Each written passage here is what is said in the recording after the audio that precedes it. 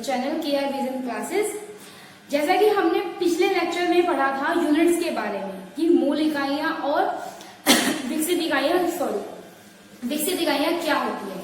तो चलिए उसी क्रम में आगे बढ़ते हुए हम अपने आगे नए चैप्टर या नए टॉपिक की ओर बढ़ते हैं, जिसमें हम पहला टॉपिक पढ़ते हैं बेसिक फिजिक्स में काइनेमैटिक्स। काइनेमैटिक्स के बहुत सारे पार्ट्स होते हैं, उसके अंदर हम मोशन को डिफाइन करते हैं, रेस्ट मोशन क्या होते हैं, इस तरीके से हम उसमें स्पीड, वेलोसिटी। लेकिन उन सबको पढ़ने से पहले हमें ये जानना होगा कि स्केलर क्वांटिटी और वेक्टर क्वांटिटीज क्या होती है। स्केलर क्वांटिटी को हिंदी में अदिश राशि कहते हैं, वेक्टर क्वांटिटी को हिंदी में सदिश राशि कहते हैं। तो चलिए शुरुआत करते हैं अपने आज के लेक्चर की, जिसमें हम पढ़ेंगे अदिश राशि एवं सदिश राशि। तो सबसे पहले हम इनकी परिभाषा लिखते हैं। अदिश राशि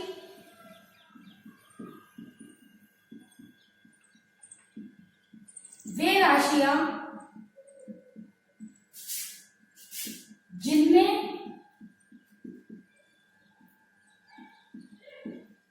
केवल परिमाण होता है और दिशा नहीं होती।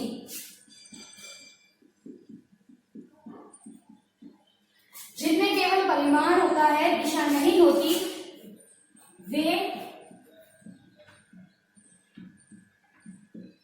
अदिश राशि कहलाती है।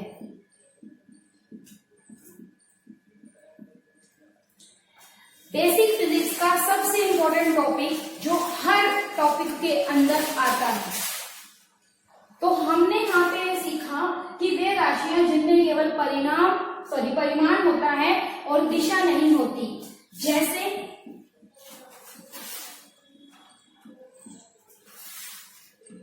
किसी वस्तु का द्रव्यमान, समय, चाल, दूरी आदि। ये सभी राशियां अदिश राशि कहलाती है। इंग्लिश में डेफिनेशन लिखेंगे scalar quantity.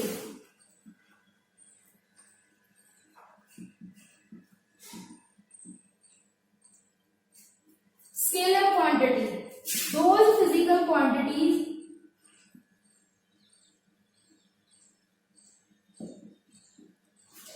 which has only magnitude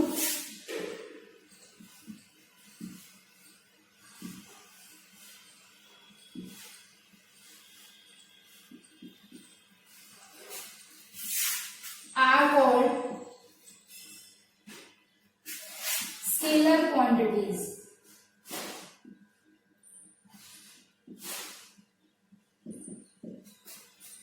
example में मास,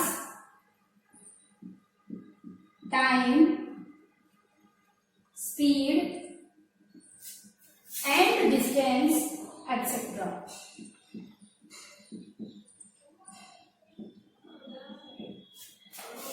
देखिए ये तो परिभाषा है। अगर आप इसका स्क्रीनशॉट लेना चाहते हैं तो आप उसका स्क्रीनशॉट ले सकते हैं। अब हमने यहाँ पे देखा कि वो क्वांटिटीज या वो राशियां जिनमें सिर्फ क्या हो, केवल मैग्नीट्यूड। अब बहुत सारे बच्चे इस टर्म के बारे में थोड़े से कंफ्यूज रहते होंगे कि मैग्नीट्यूड क्या होता है मैम। तो सबसे पहले हम मैग्नीट्यूड के बारे में जानते हैं थोड़ा सा कि मैग्नीट्यूड का मतलब है it is a type of result. मतलब एक ऐसी संख्या जिसको हम एक ऐसा नंबर, यानी कि संख्या या नंबर। मैग्नीट्यूड किसी भी चीज का होता है, न्यूमेरिकल वैल्यू को रिप्रेजेंट करती है। कोई भी टर्म न्यूमेरिकल वैल्यू या जो संख्या आती है वो हमारे किसी न किसी के रिजल्ट को बताती है और उसे हम उस क्वांटिटी का मैग्नीट्यूड कहते हैं।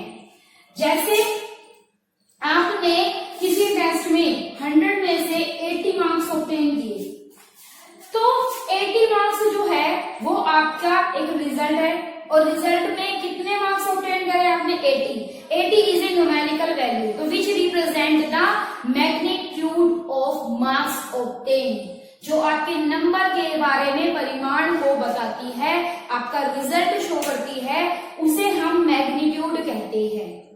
जैसे एक और एग्जांपल लेंगे हम,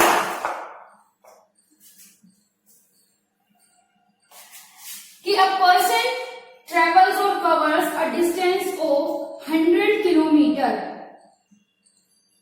100 किलोमीटर की दूरी यदि कोई व्यक्ति तय कर रहा है, डिस्टेंस या दूरी, तो डिस्टेंस में the 100 is a numerical value which represent the magnitude of distance. यहाँ पर दूरी के लिए मैग्नीट्यूड में, मैग्नीट्यूड जो है वो एक संख्या है जिसे हम 100, 200, 300 दूरी के परिमाण को बताने के लिए, रिप्रेजेंट करने के लिए, दर्शाने के लिए दिखाते हैं। तो ये चीज कहलाती है आपकी मैग्नीट्यूड। तो चलिए, हमने ये देखा कि ऐसी राशि, ऐसी भौतिक राशि जिसमें केवल परिमाण हो, दिशा ना हो, वो राशि अदिश राशि कहलाती है। जैसे कुछ उदाहरण, मास, द्रव्यमान, किसी भी वस्तु का मास उसमें प्रेजेंट पदार्थ की मात्रा को बताता है, उसमें उपस्थित पदार्थ की मात्रा को बताता है। Mass is the matter quantity present in the matter, quantity present in the matter is called मास। जैसे आप वेजिटेबल लेके आते हो तो दैट इज 1 किलोग्राम पोटैटो, तो 1 किलोग्राम क्या है, ओनली मैग्नीट्यूड। पोटैटो की कोई डायरेक्शन नहीं होती ना, क्या भैया कि ऊपर से पोटैटो दे दो या नीचे का, नहीं। ऐसे ही टाइम, टाइम भी एक हमारे पास स्केलर क्वांटिटी है, अदिश राशि है।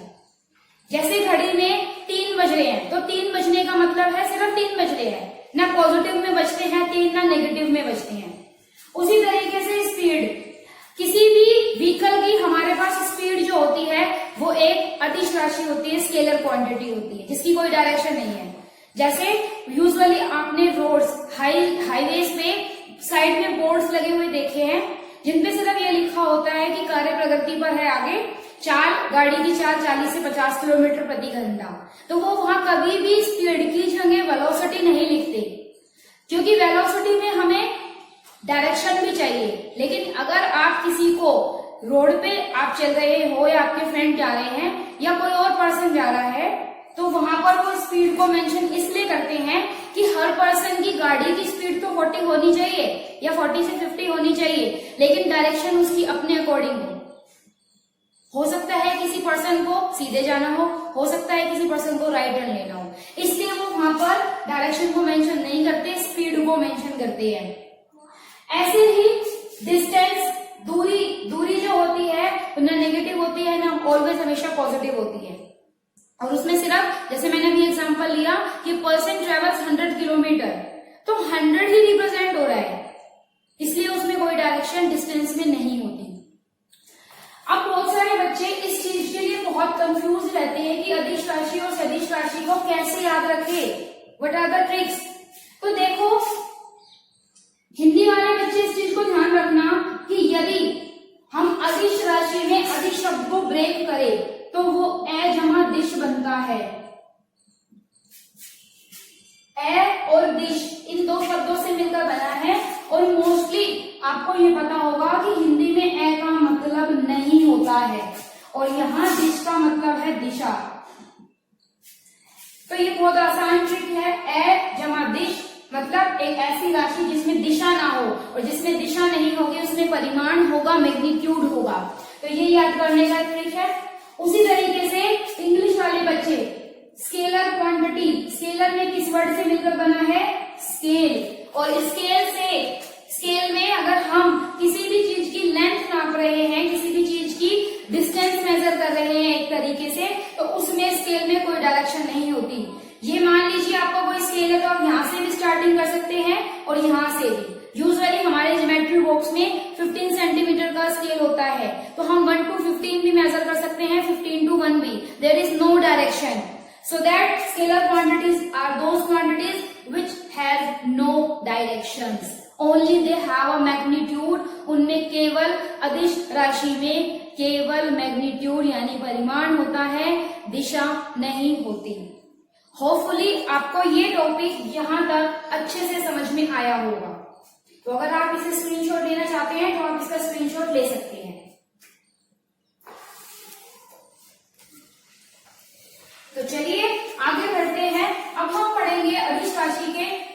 पार्ट मतलब भौतिक राशि का दूसरा पार्ट पढ़ते हैं हम सदिश राशियां।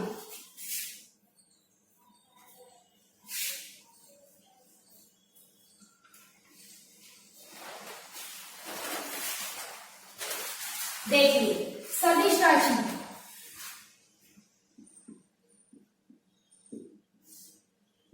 पहले परिभाषा लिख लीजिए आप इसकी डेफिनेशन। वे भौतिक राशि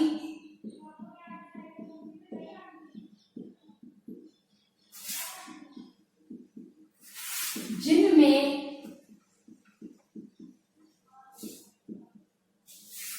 परिमाण एवं दिशा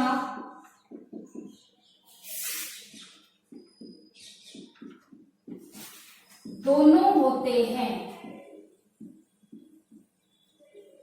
जैसे फॉर एग्जाम्पल, उदाहरण के तौर पर अगर हम एग्जाम्पल ले तो विस्थापन,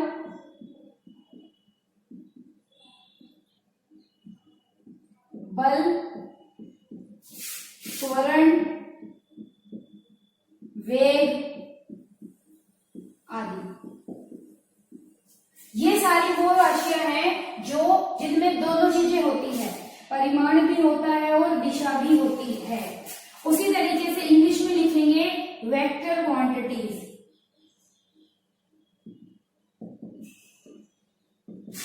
Those quantities which has both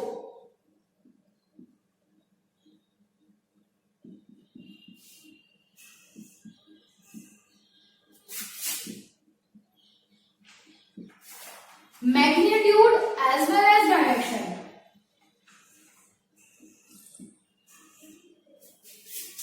Those quantity which has both magnitude as well as direction.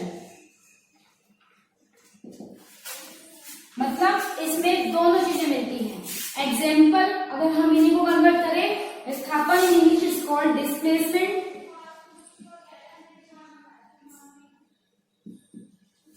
बल इज कॉल्ड फोर्स, त्वरण इज कॉल्ड एक्सीलरेशन,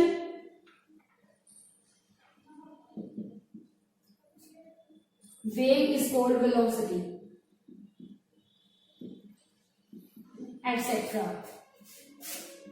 तो देखिए हमने यहाँ पे देखा कि अब देखिए इसमें ध्यान से मैं आपको एक एग्जांपल से क्लियर करूंगी कि वेक्टर क्वांटिटी वो क्वांटिटी होती है जिसमें दो पार्ट्स होते हैं,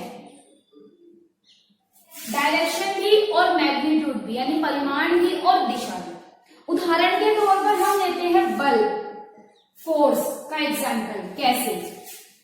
देखिए कि यदि यहाँ कोई वस्तु रखी है, कोई बॉक्स है और ये किसी हॉरिजेंटल सरफेस पर है, तो आप जब इस पे फोर्स अप्लाई करोगे, अप्लाइड फोर्स आपने F1 अप्लाई करी किस डायरेक्शन में, मान लीजिए A to B, F1 force, F1 की वैल्यू लगा लीजिए, मान लीजिए 5 न्यूटन की फोर्स है कि आपने इस बॉक्स को मूव करने के लिए 5 न्यूटन का फोर्स लगाया और फोर्स की डायरेक्शन कहां लगाई, from A to B। A to B उसकी दिशा है और आपको अभी अभी समझाया था, अभी अभी आपको मैंने बताया है कि जो 5 है वो किसको रिप्रेजेंट करती है, न्यूमेरिकल वैल्यू, उस किसी भी क्वांटिटी के रिजल्ट को, मैग्नीट्यूड को। इट मींस हमारे पास फोर्स के लिए दो कंपोनेंट आ गए, 5 Newton represent the magnitude and A to B represent the direction of applied force. कि हमने उस बॉक्स को अपने से दूर पुश किया है, तो दूर का मतलब ये हमारी डायरेक्शन को मेंशन कर रहा है। It is not towards to me, it is away from me. तो अवे फ्रॉम मी के लिए हमने एक तरीके से डायरेक्शन बताई है और यहाँ पर 5 या 10 न्यूटन का जो भी हम मैग्नीट्यूड अप्लाई कर रहे हैं वो हमने मैग्नीट्यूड के बारे में बताया है। सेम यही चीज हमारे साथ एक्सीलरेशन में या मतलब डिस्प्लेसमेंट में, इन चीजों में हम देखते हैं कि हमें दोनों कंपोनेंट चाहिए होते हैं। जब हमारे पास स्पीड होती है ना कि मैं गाड़ी 80 किलोमीटर पर आवर से चला रही हूँ और I am going from Rewari to Delhi, तो Rewari to Delhi represents the direction and 80 km/h represent my speed's magnitude. And when we combine both the quantities, then speed with the direction is called velocity.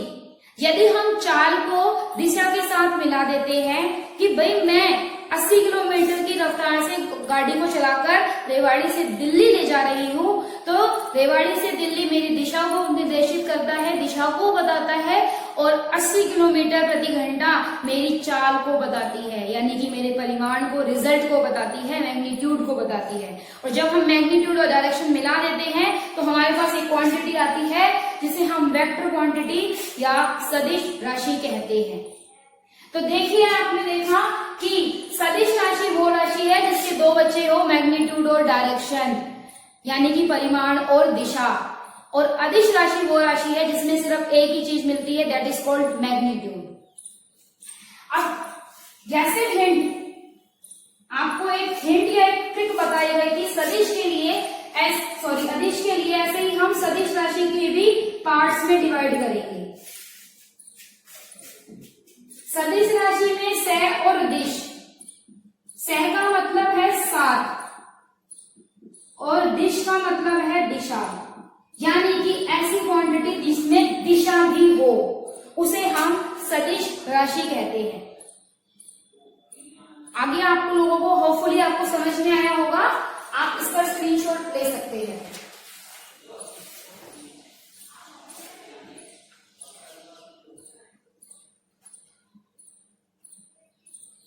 तो चलिए आगे बढ़ते हैं हम। ये तो एक सिंपल टॉपिक था जो कि मोस्ट इंपोर्टेंट है। आप कोई भी टॉपिक पढ़ते हैं, distance, displacement, velocity, speed, force, energy, work, इन सब में ये क्वांटिटीज आपको पता होनी चाहिए। चलिए अब हम आगे बढ़ते हैं। इसी टॉपिक में हम कुछ बेसिक प्रॉपर्टीज जानेंगे सदिश राशि के बारे में, यानी वेक्टर्स के बारे में, वेक्टर क्वांटिटीज के बारे में। हमें उनके कुछ बेसिक रिजल्ट्स को डायरेक्ट याद रखना है। तो सबसे पहले हमें पता होना चाहिए यूनिट वेक्टर्स।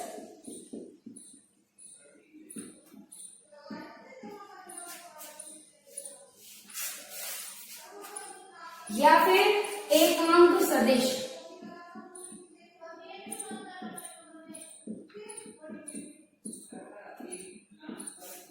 एकांक सदिश या यूनिट वेक्टर।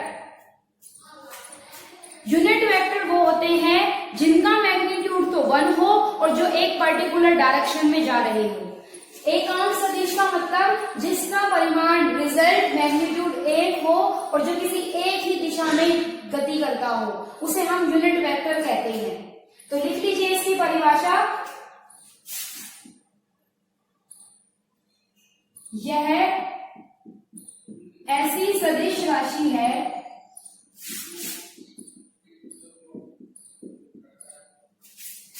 जिसका परिमाण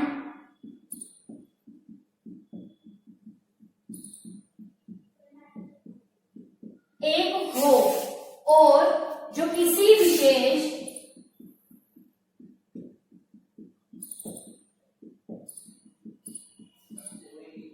दिशा में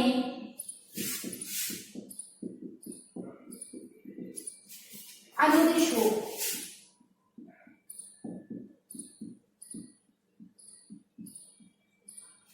Unit vector, those quantity whose magnitude is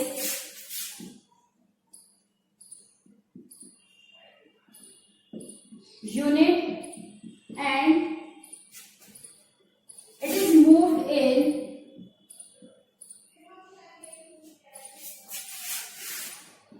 a particular direction.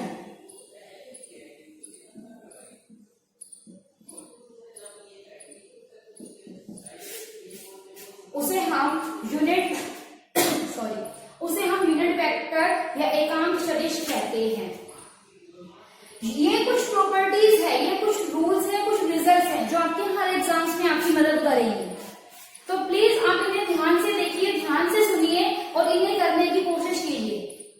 इनमें अच्छे से प्रैक्टिस कीजिए क्योंकि सबसे बेसिक टॉपिक है। अगर आपको ये क्लियर नहीं होगा, आपका क्वेश्चन ऐसे आ सकता है कि बल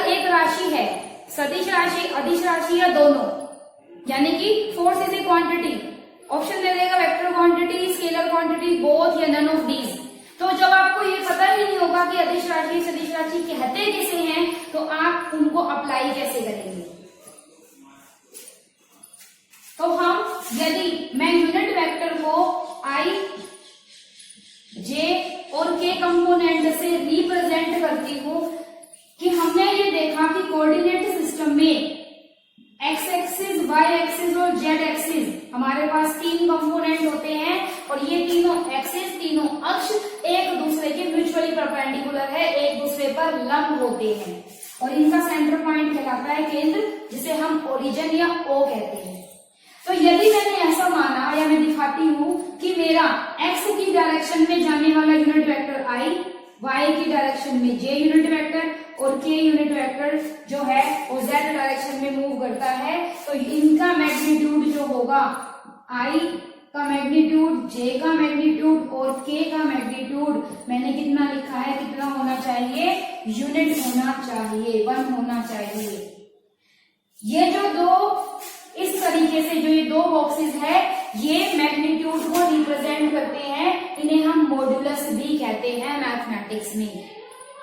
तो ये यूनिट वेक्टर की डेफिनेशन है, प्लीज नोट कर लीजिए, आप इन्हें या स्क्रीनशॉट भी ले सकते हैं।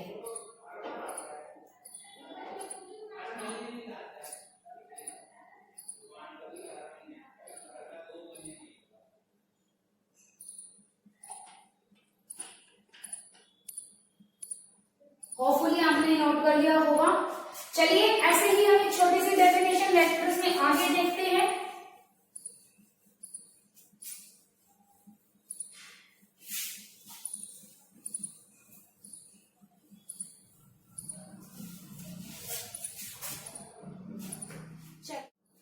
If they moved in same direction and having equal magnitude,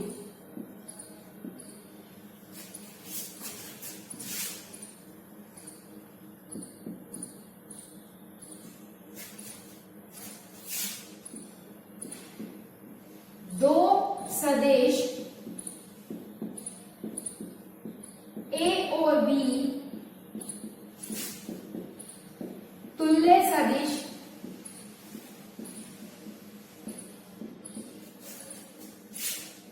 कहे जाते हैं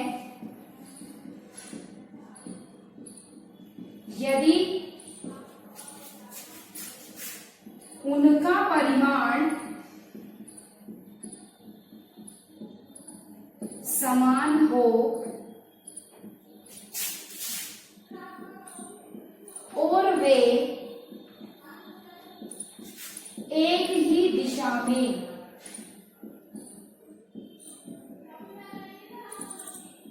गति करते हैं।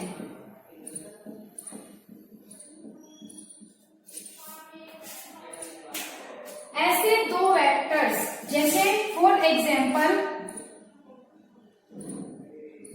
ये वेक्टर ए है, ये वेक्टर बी है, ये इस तरीके से भी रिप्रेजेंट हो सकते हैं या एक ही लाइन पर भी आप इन्हें रिप्रेजेंट कर सकते हैं कि ये वेक्टर ए है और ये वेक्टर बी है। यदि कोई दो वेक्टर जिनकी दिशा, यहां पर वेक्टर की दिशा को एरो के हेड से दिखाया जाता है, जैसे हम कोई तीर चलाते हैं तो तीर का जो कॉर्नर पॉइंट होता है, हेड होता है, सिर होता है, वो किसको रिप्रेजेंट करता है, वेक्टर को। तो यहाँ पर ए वेक्टर लिया है मैंने और बी वेक्टर, तो हमने ये देखा कि ए और बी दोनों एक ही दिशा में जा रहे हो और दोनों का मैग्नीट्यूड भी कितना हो, सेम हो, तो वो दोनों वेक्टर्स आपस में तुल्य सदिश होंगे या इंग्लिश में हम कह सकते हैं इक्वल वेक्टर्स। आप उन्हें ऐसे भी रिप्रेजेंट कर सकते हैं। तो ये थी एक सिंपल डेफिनेशन जिनमें हम वेक्टर्स के बारे में पढ़ते हैं। चलिए आप प्लीज इसका स्क्रीनशॉट ले लीजिए, फिर हम आगे बढ़ते हैं।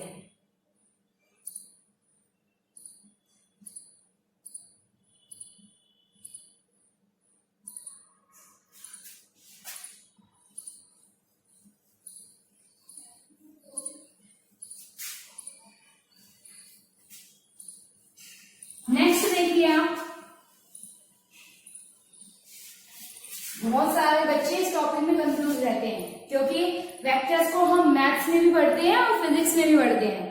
तो मैथ्स में कुछ थोड़े से डिफरेंट रूल्स होते हैं और फिजिक्स में कुछ और डिफरेंट रूल्स होते हैं। चलिए नेक्स्ट देखिए, ऑपोजिट वेक्टर्स।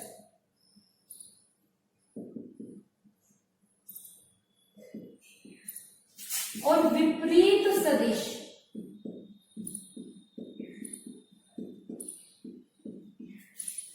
ऑपोजिट वेक्टर्स और विपरीत सदिश। देखो ऐसा देख, चलो पहले एग्जांपल लिखते हैं हम। यदि दो वेक्टर्स, यदि कोई भी दो वेक्टर, जैसे वेक्टर ए और वेक्टर बी, एक दूसरे के समानांतर हो, यानी कि पैरेलल हो, और उनका मैग्नीट्यूड, परिमाण समान हो, और दिशा कैसी हो उनकी, विपरीत हो। पिछले वाले टॉपिक से ऑपोजिट है। पिछले में इक्वल वेक्टर में हमारे पास मैग्नीट्यूड और डायरेक्शन दोनों सेम थे। जहां पर मैग्नीट्यूड तो सेम है लेकिन डायरेक्शन ऑपोजिट है, तो वो वेक्टर्स ऑपोजिट वेक्टर्स कहलाते हैं। आई होप कि आपको समझ में आ गया होगा। चलिए अब इसकी परिभाषा लिखते हैं हम कि विपरीत सदिश क्या होते हैं। यदि दो सदिश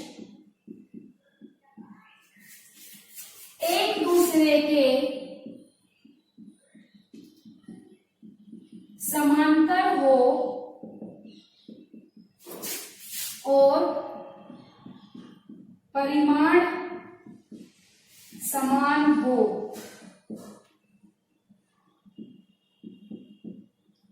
तथा दिशा विपरीत हो, तो ऑपोजिट वेक्टर्स कहलाते हैं।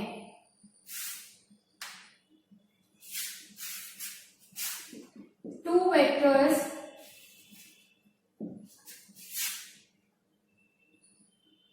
are said to be opposite vectors when their magnitude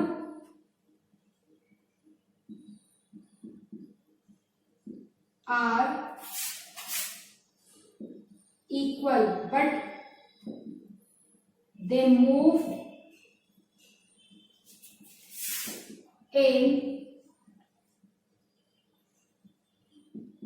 opposite direction।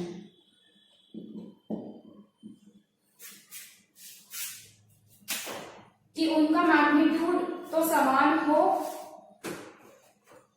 लेकिन उनकी डायरेक्शन अपोजिट हो। Please take the screenshot so that we can move forward for the next topic।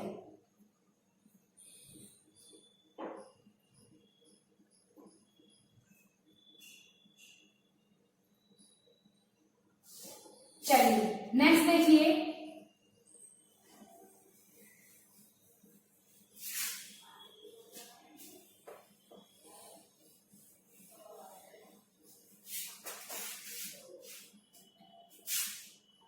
Next topic है हमारे पास नल vectors.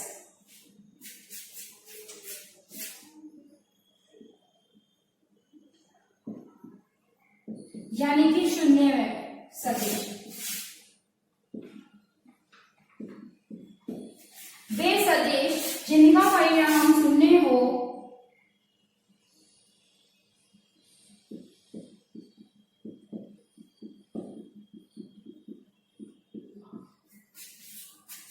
वे सदिश जिनका परिमाण शून्य हो, those vectors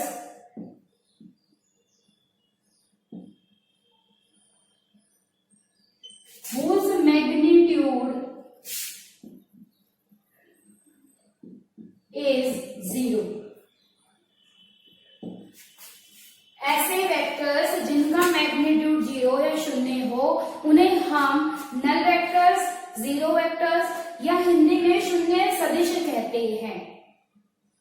तो हम यहाँ पर मतलब इस चैप्टर में वेक्टर्स को कंप्लीट करेंगे, क्योंकि वेक्टर्स के रूल्स, वेक्टर्स की प्रॉपर्टी जैसे scalar product, dot product, cross product, vectors के अंदर कुछ इंपॉर्टेंट रिजल्टेंट होते हैं, किसी एक वेक्टर कंपोनेंट को दो वेक्टर कंपोनेंट में कैसे रिजोल्व करते हैं, यहाँ पर हम कुछ बेसिक प्रॉपर्टीज पढ़ेंगे। लेकिन आगे नेक्स्ट जो भी हम पढ़ेंगे इसके बारे में वो नेक्स्ट क्लास में पढ़ेंगे। होपफुली आपको आज का लेक्चर पसंद आया होगा। प्लीज लाइक, शेयर, सब्सक्राइब, जितने ज्यादा से ज्यादा आप लाइक, शेयर और सब्सक्राइब कर सकते हैं KR विजन क्लासेस को, तो प्लीज प्लीज प्लीज उन्हें सब्सक्राइब कीजिए, शेयर कीजिए और हमारे साथ जुड़े रहिए। नमस्कार।